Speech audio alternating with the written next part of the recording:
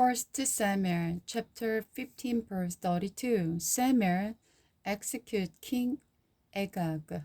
Then Samuel said, "Bring King Agag to me." Agag arrived full of a smile, for he thought, "Surely the worst is over.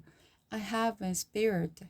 But Samuel said, "As your sword has killed the son of many mothers, now your mother will be childless." And Samuel cut Agag to pieces before the road at Gilgal.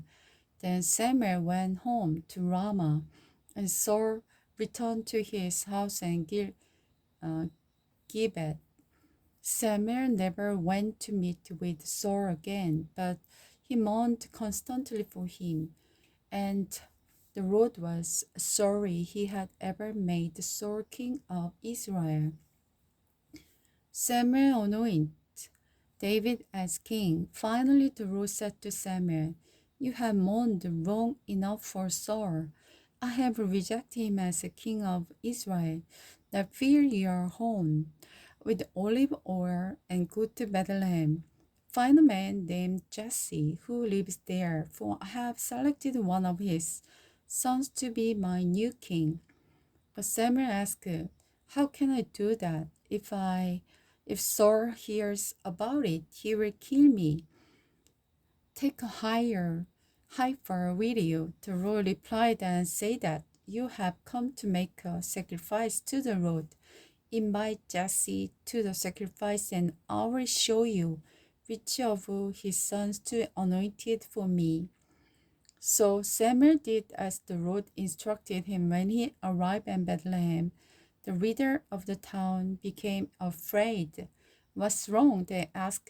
"Do you come in peace?" "Yes," Samuel replied. "I have come to sacrifice to the Lord. Purify yourselves and come with me to sacrifice." Then Samuel performed the purification rite for Jesse and his sons and invited them to. When they arrived, Samuel took one look at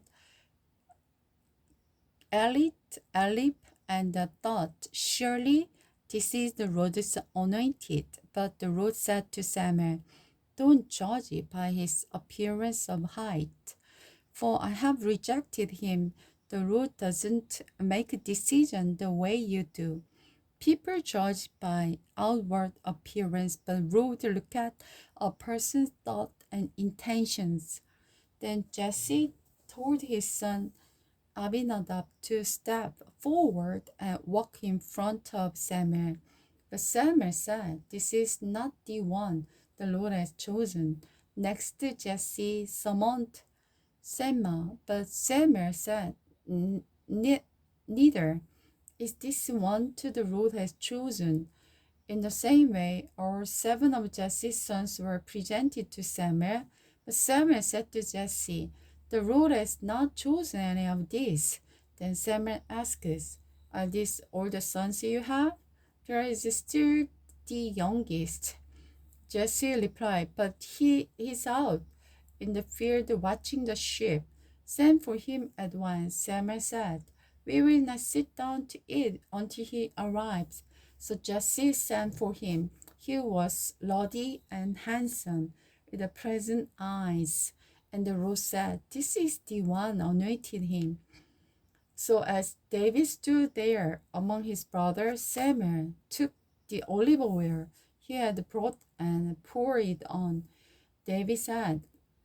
And the Spirit of the Lord came mightily upon him, for from that day on, then Samuel returned to Ramah. David served in the Saul's court.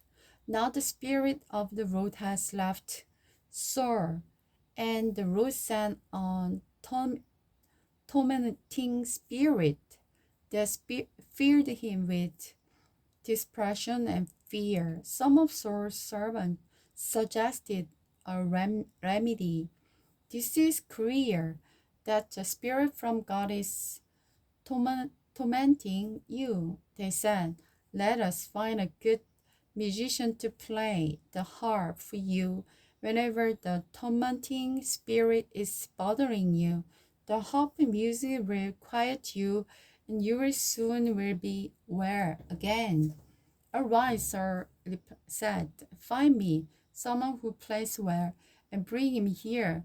One of the servants said to Sir, the son of Jesse is a talented harp player. Not only that, he is brave and strong and good judgment. He's also fine-looking young man, and the road is with him. So Saul sent messenger to Jesse to say, send me your son David, the shepherd. Jesse responded by sending David to Saul along with a young goat and donkey, loading down with food and wine. So David went to Saul and served him. Saul liked David very much, and David became one of the Saul's armor bearer. Then Saul sent word to Jesse, asking, please let David join my staff, for I am very pleased with him. And whenever the tormenting spirit from God troubled Saul, David would play the harp. Then Saul would feel better, and the tormenting spirit would go away.